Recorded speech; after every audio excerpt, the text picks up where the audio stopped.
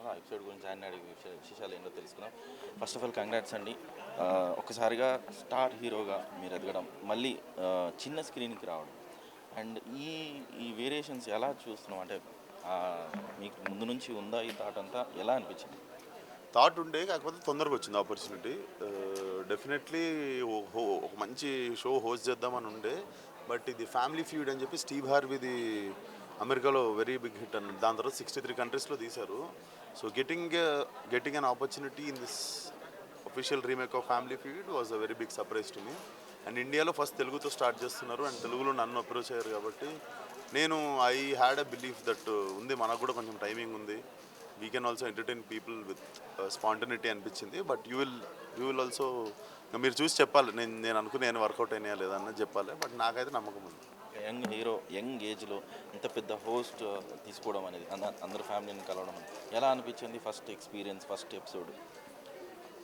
బేసిక్గా ముందు నుండి కొంచెం కలిసిపోతుండే సార్, ఇంటికాడ కావచ్చు, మనం ఇప్పుడు డైరెక్షన్ చేస్తున్నప్పుడు కావచ్చు, కొత్త వాళ్ళు అందరిని తెచ్చి అందరినీ ఫ్రీ చేస్తుండే సెట్ మీద, బిగినింగ్ నుండి ప్రొడక్షన్, డైరెక్షన్ అన్నీ చేస్తున్నప్పటి నుండి కూడా. So this wasn't a big task for me, ఎందుకంటే నేను చాలా ఈజీ, నేను కలిసిపోతుంటా అందరితో.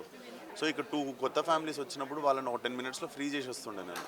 సో వాళ్ళకు కూడా చాలా కంఫర్ట్ జోన్లోకి వచ్చేస్తుండే. సో నేను ఆ 2 ఫ్యామిలీలు కలిసి చేసే ధమాకా ఎంటర్టైన్మెంటే మీరు ఎంజాయ్ చేసేది ఆ 1 అవర్. చాలా అంటే చాలా ఎంజాయ్ చేస్తారు.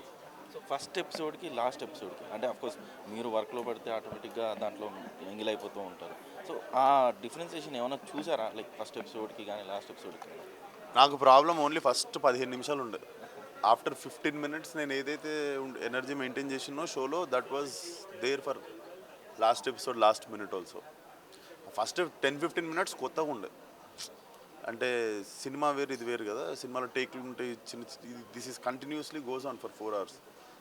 మేము సినిమా సంవత్సరం తీస్తే మీకు 2.5 గంటలు వస్తుంది, ఇది 4 గంటలు షూట్ చేస్తే మీకు గంట ఫుటేజ్ వచ్చేస్తుంది. But that's all your spontaneity, అక్కడ ఎంటర్టైన్మెంట్ క్రాక్ చేసే విధానం. బట్ 2 అవర్స్ ఎపిసోడ్స్ వచ్చినాయి మాకు, దాన్ని 1 అవర్ క్రిస్పీ చేసినాం అంటే it's packed entertainer for you.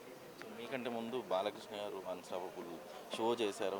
మీరు బాలయ్య గారు అంటే చాలా ఇష్టం. సో ఆయన నుంచి ఏమన్నా ఇన్స్పిరేషన్ తీసుకున్నారా? ఏమన్నా ఎలిమెంట్స్ లైక్? ఏం లేదు, is always a well wisher.